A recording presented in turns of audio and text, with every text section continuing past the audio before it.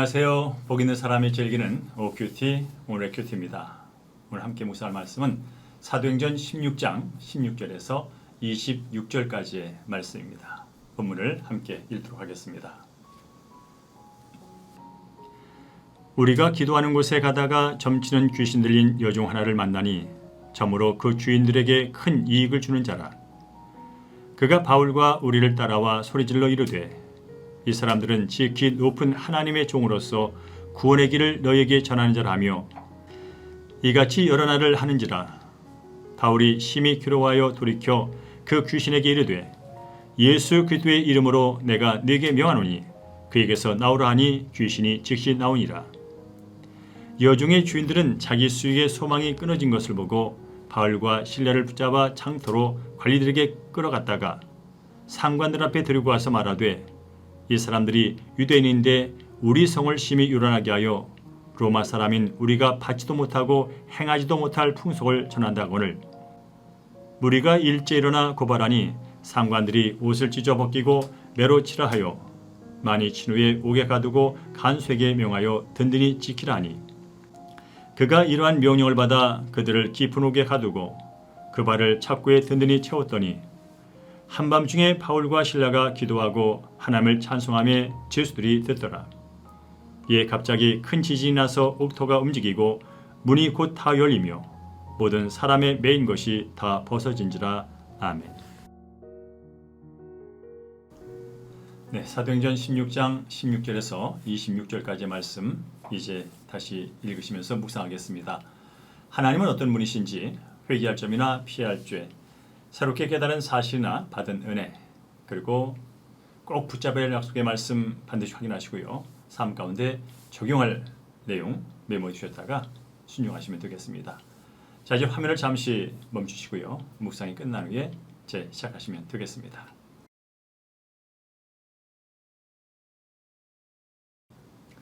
네, 본문의 말씀 어떤 내용인지 먼저 간략하게 요약해 보겠습니다.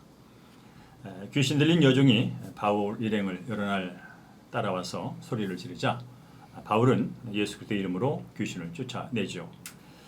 여종의 주인들이 바울과 실라를 붙잡고 거짓 제목으로 고발하니까 상관들은 그들을 많이 때리고 옥에 가두게 됩니다. 한밤중에 바울과 실라가 기도하고 찬송하자 지진이 나서 옥문이 열리고 메인 것이 벗겨지는 그런 내용이 되겠습니다. 함께 집중해서 볼 한 절 노트는 25절입니다. 한밤중에 바울과 실라가 기도하고 하나님을 찬송하며 제수들이 듣더라. 아멘. 네, 환상을 보고 마게도냐와 빌립보에 왔던 바울 일행은 이제 자색 옷감 장수였던 루디아를 만나게 되고요. 루디아와 그 가족이 예수를 믿어서 빌립보 교회의 모태가 되는 그런 내용을 우리가 어제 봤습니다. 특별히 성령께서 행하시는 일은 우리의 생각을 뛰어넘어 이루어지는 것을 다시 한번 확인을 했었죠. 오늘 본문의 내용은 역시 빌립보에서 있었던 내용 가운데 하나입니다. 바울과 일행이 빌립보에서 복음을 전하고 있을 때 그들을 여러 날 따라다니면서 크게 소리 지르면서 괴롭히는 한 귀신 들린 여종이 있었습니다. 바울은 그 여종 안에 들어가 있는 귀신을 예수 이름으로 명해서 쫓아내게 되었죠. 그런데 점치던 여종의 주인들이 귀신 들린 여종을 통해서 돈벌이를 못하게 되자 바울과 실라를 잡아서 소유죄로 고발하게 됐고요. 바울과 실라는 감옥에 갇히게 되었습니다. 네, 그렇습니다.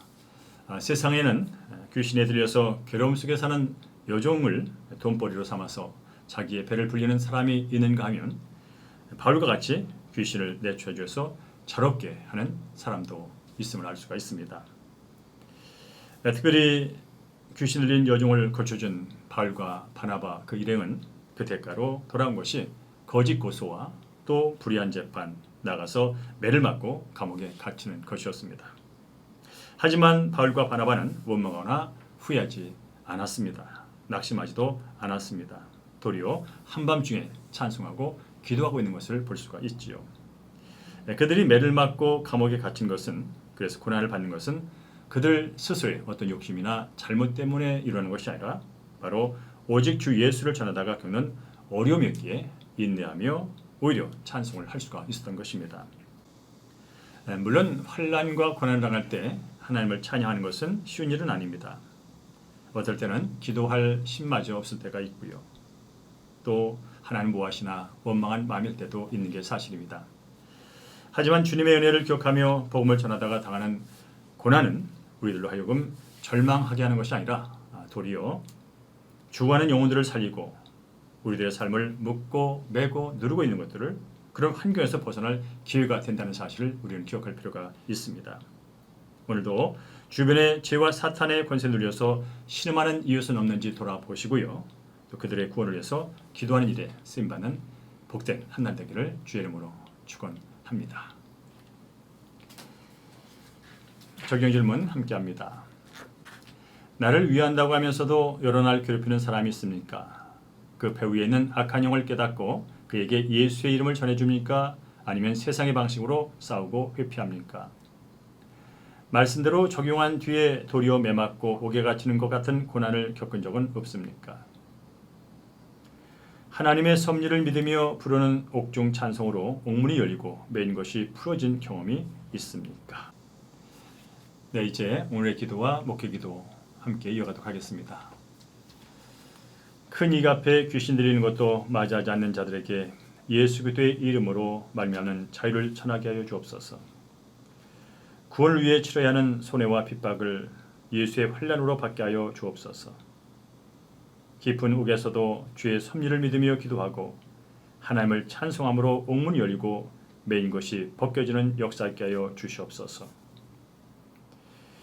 모든 걸 아시고 모든 걸 가능케 하신 아버지 하나님, 살다 보면 선한 일을 하고 오해받고 비난받아 힘들 때가 있음을 고백합니다.